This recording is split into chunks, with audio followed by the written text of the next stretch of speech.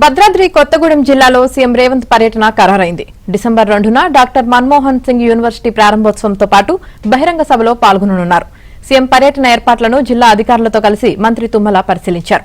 ప్రారంభోత్సవ పైలాన్, అంతర్గత రోడ్లు, సభా వేదికను పరిశీలించి పలు సూచనలు చేశారు. ప్రపంచంతో పోటీ పడేలా తెలంగాణకే తలమానికంగా యూనివర్సిటీ రూపుదిద్దుకోబోతుందని మంత్రి తుమ్మల తెలిపారు.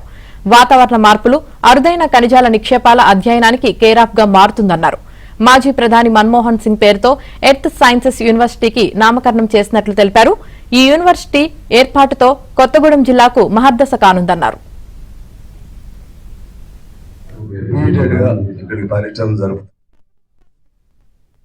ఎల్లుండి 2వ తారీఖు 2 గంటలకి ఒక చారిత్రాత్మకమైనటువంటి ఘట్టానికి ప్రారంభోత్సవం.